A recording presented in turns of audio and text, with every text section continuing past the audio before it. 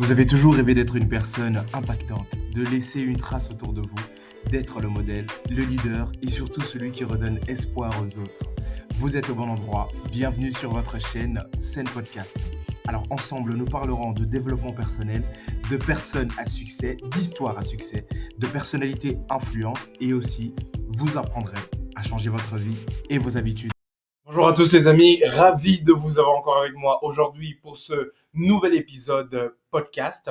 Alors, je tiens déjà à vous dire un grand merci parce que vous ne cessez de partager, vous ne cessez effectivement d'aimer les vidéos et surtout de continuer à vous abonner. Alors, comme vous le savez déjà, pour ceux qui sont habitués à la page, j'introduis toujours les podcasts avec effectivement un titre en anglais et je donne la signification en français. Et aujourd'hui, pour cet épisode, nous allons tout simplement parler d'un thème qui s'intitule The Importance of Vision, qui veut tout simplement dire en français l'importance de la vision. Et ici, je tiens tout simplement à préciser que la vision ne relève pas tout simplement dans ce contexte de paroles incantatoires ou effectivement de choses, de rêves. Non. Ici, la vision, c'est ce que vous devez accomplir pour vous permettre à vous d'arriver à vos fins, de réaliser tout simplement vos objectifs. Et la première question que j'aimerais vous poser avant même de commencer à déballer tout simplement le sujet du jour, ce serait de savoir, est-ce que vous avez une vision? Est-ce que vous savez exactement où est-ce que vous êtes en train d'aller? Est-ce que vous avez une idée claire et précise du chemin que vous voulez emprunter pour pouvoir arriver à vos fins? Parce qu'il faut savoir tout simplement que la vision, c'est votre capacité à vous projeter sur le long terme et à établir des actions pour pouvoir arriver ou atteindre des objectifs spécifiques. Donc, si vous n'avez pas de vision, vous ne pourrez tout simplement pas faire quoi? Atteindre un objectif.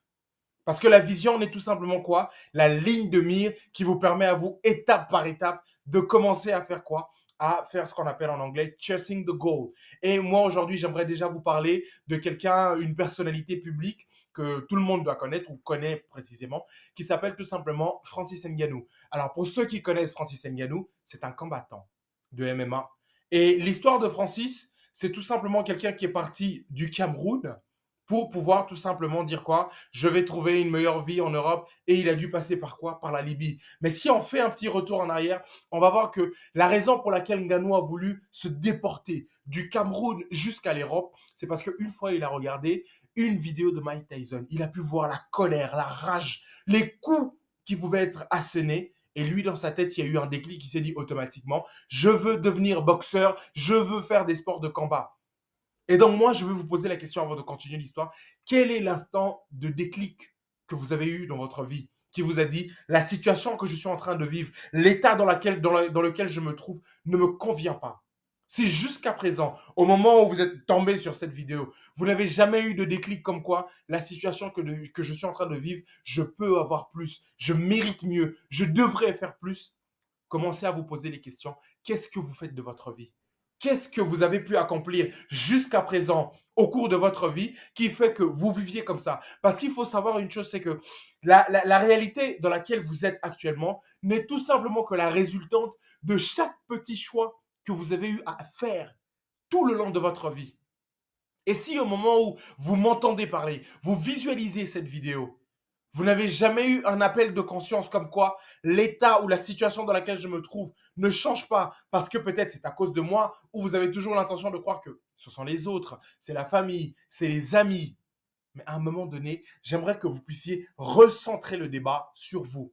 Qu'est-ce que vous avez fait? Qu'est-ce que vous pouvez apporter comme valeur ajoutée? Qu'est-ce que vous avez essayé de faire qui n'a pas marché, mais que vous avez essayé de continuer parce que vous avez la pleine conviction que vous avez la capacité de le faire? Je le dis souvent, pour donner une anecdote, pour continuer l'histoire de Francis Ngannou, lui, quand il s'est déporté tout simplement du Cameroun à la Libye, il était déjà parti avec une carte, une représentation visuelle du type de succès qu'il voulait avoir. C'était quoi? Ressembler à Mike Tyson, pouvoir devenir un champion de combat, devenir un combattant à succès. Et quand il est parti de cela, il est passé par la Libye, et après par la Libye, il passe par l'Espagne. L'Espagne, il arrive en France. Et quand il arrive en France, automatiquement, la première chose qu'il cherche à faire, c'est même pas d'aller devenir SDF. Non. Il va dans un gymnase, il demande à ce qu'on puisse le coacher pour qu'il puisse commencer à se battre et qu'on lui donne sa chance. Et donc, dès l'instant où vous commencez à faire quoi? À avoir une représentation graphique de ce que vous voulez faire, la vision est installée. Parce qu'il faut savoir ce que la vie se présente comment? Vous avez votre vision. Une fois que vous établissez votre vision, il faut maintenant faire quoi? Il faut établir un plan. C'est le deuxième processus. Une fois que vous avez établi un plan, il faut maintenant instaurer quoi? Une forme de motivation. Parce que cette motivation vous permettra à chaque fois de ressentir un engouement, de vous dire que je dois faire quelque chose parce que c'est important. Et quand vous avez la motivation, et la motivation ne suffit pas toute seule, le schéma continue, il faut la discipline. Parce que la motivation sans la discipline, vous n'y arriverez tout simplement pas. Et une fois que vous instaurez la discipline, le prochain cadran, c'est quoi? Définir des objectifs. Une fois que vous avez quoi? Défini des objectifs, il faut maintenant faire quoi? Poser des actions chaque jour. Et quand vous posez des actions step by step, vous devez maintenant faire quoi? Construire un environnement. Et cet environnement-là vous permet tout simplement de rester dans la ligne de mire de départ, de choisir le type de personne, le type de vie, le type de choses que vous devez apprendre, que vous devez écouter, que vous devez regarder, le type d'environnement dans lequel vous devez faire quoi? Traîner tout simplement. Et une fois que vous avez défini ce type d'environnement-là, vous créez tout simplement quoi? Une forme de limitation d'accès envers vous. Les personnes qui ne vous apportent plus rien, les personnes qui ne constituent pas une valeur ajoutée. Toutes les personnes qui ne constituent pas une valeur ajoutée pour vous, toutes les personnes qui ne vous rapprochent pas ni de près ni de loin à vos objectifs, ce sont des personnes qui désormais ne doivent plus faire partie de votre vie. Parce que tout simplement quoi, vous vous êtes déjà fixé un plan, vous avez commencé un cycle de succès. C'est comme ça que j'appelle ça. C'est comme on dit, parce que moi je suis commercial, c'est comme on dit, le cycle de vie ou le cycle de vente d'un projet. Et vous avez là le cycle du succès. Et donc, une fois que vous avez établi tout ce parcours-là, à ce moment-là, votre vision ne peut pas se perdre. Votre vision ne peut qu'être une vision à succès.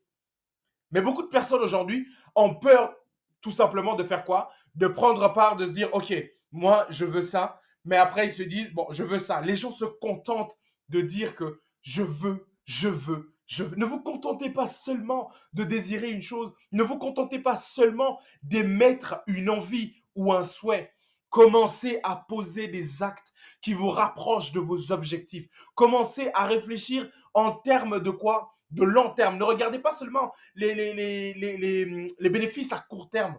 Parce qu'il faut savoir que les bénéfices à court terme détruisent votre capacité à devenir excellent sur le long terme. Et ça, c'est très important.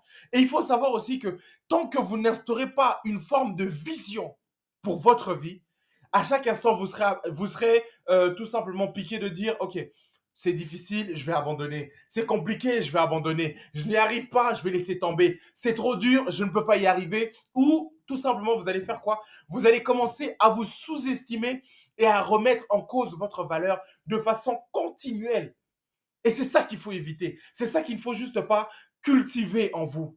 Et c'est pour ça que la vision est très importante. Parce que la vision vous permet tout simplement de faire quoi? De bloquer les pensées négatives. La vision vous permet tout simplement de faire quoi? De visualiser le type de succès que vous voulez avoir et de ne plus vous référer à autre chose que le succès que vous pouvez avoir.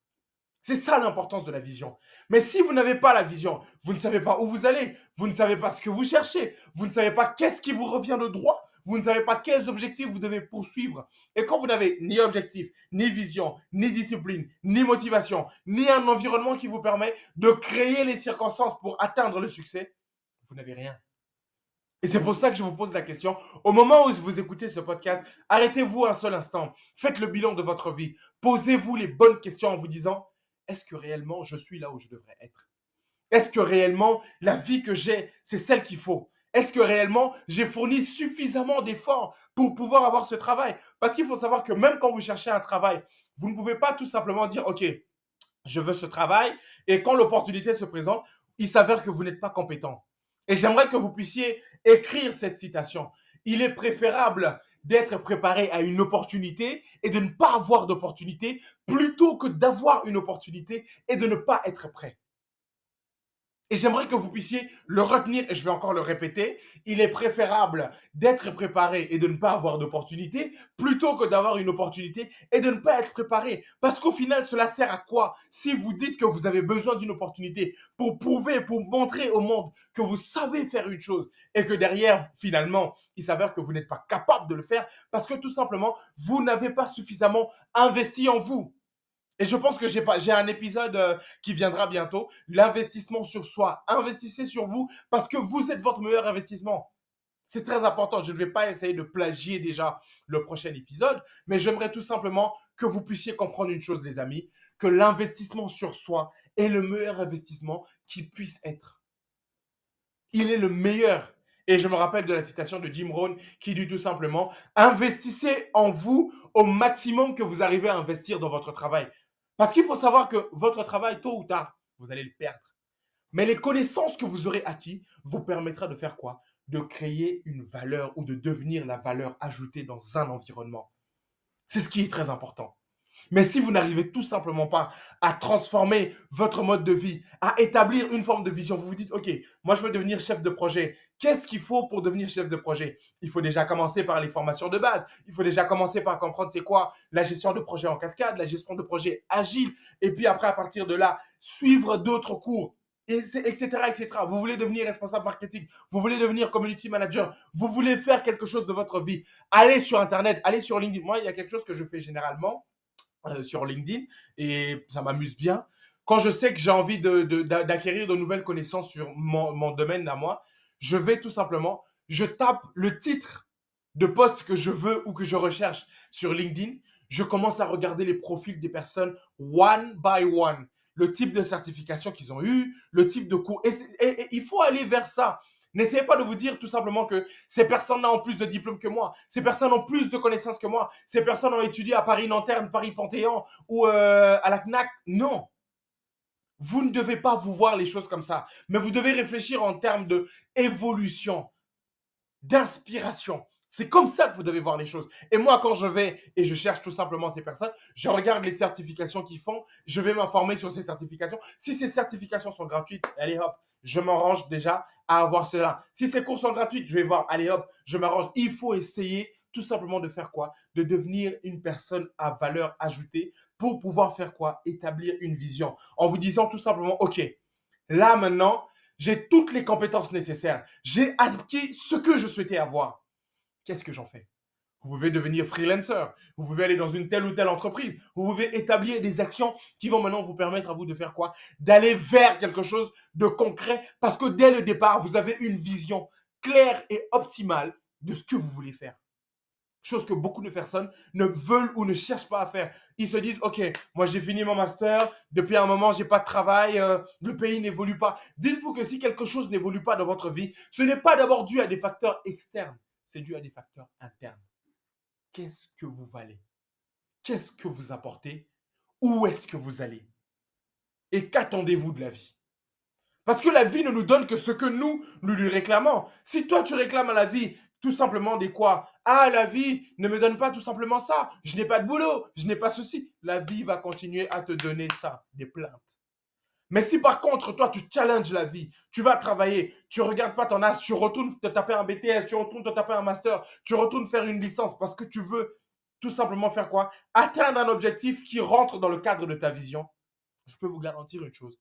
La vie est juste et indulgente avec les gens qui la cherchent. La chance, il faut savoir la provoquer. Il ne faut pas se limiter à dire je veux avoir la chance. Parce que toutes les personnes qui ont pu réussir dans ce monde ont fait quoi? Ont tout simplement provoqué de la chance. Et pour pouvoir rebondir encore, pour ceux qui ont regardé par exemple le documentaire de Kanye West, je le disais récemment à un ami même, Kanye West a créé ses propres occasions. Kanye West a tout simplement créé ses propres opportunités. Aujourd'hui, c'est malheureux ce qui lui arrive, certes, mais quand vous allez sur Netflix, vous regardez tout simplement le documentaire de Kanye West, vous allez voir que dans la vie, on n'a pas rien pour rien. Il faut effectivement donner quelque chose. Lui, c'était un producteur de sang, mais il voulait faire du rap. Il a démontré qu'il pouvait le faire. Il a cru en lui. Il l'a fait. Parce qu'il avait une vision claire du type de musique qu'il voulait avoir. Une fois qu'il a fini le type de musique qu'il voulait avoir, il avait une vision claire du type de marque de vêtements qu'il voulait avoir. Il a créé les Yeezy qui se vendaient à des millions de dollars avec des contrats avec Adidas. Une fois qu'il est sorti de cela, il dit moi je vais aller à la Fashion Week. Il avait une vision claire de comment la Fashion Week devait être. À chaque fois, dans chacune des choses qu'il voulait faire, il a fait exactement la pleine vision de comment et pourquoi les choses devaient se faire. Mais vous, quelle est votre vision? Qu'est-ce que vous cherchez à atteindre? Savez-vous par où vous allez passer? Comment vous allez le faire? C'est la question que je vais vous laisser avec. Et donc, si effectivement vous avez besoin de parler de cela, n'hésitez pas à me laisser des questions en commentaire. Je me ferai un plaisir de vous répondre. N'hésitez pas à vous abonner sur ma chaîne Spotify pour réécouter encore les nouveaux épisodes également ou les anciens. Et aussi, abonnez-vous à la chaîne YouTube juste en cliquant sur le lien au-dessus. Et vous pourrez échanger avec moi tous les jours sur mon compte Instagram où je publie continuellement et journalièrement des citations, des éléments. Nous pourrons échanger et aussi sur Twitter, vous pouvez me contacter. Donc les amis, voilà ce que j'avais à vous dire pour cet épisode. Et dites-vous que ça, c'est The Importance of Vision Part 1. On aura la partie 2 bientôt. Donc, je tiens à vous remercier et n'hésitez pas à partager ces vidéos envers les gens qui pourraient en avoir besoin et appliquer tout simplement ces conseils. Alors, si vous n'avez toujours pas établi votre vision, les amis, commencez à vous poser les bonnes questions. Qu'est-ce que je dois faire? Où est-ce que je dois aller? Est-ce que la situation dans laquelle je me trouve me convient? Et je tiens à vous dire une chose, que vous êtes capable de faire de grandes choses à condition que vous savez exactement qu'est-ce que vous cherchez. Alors, les amis, je vous dis à très bientôt et un grand merci pour m'avoir suivi. Au revoir.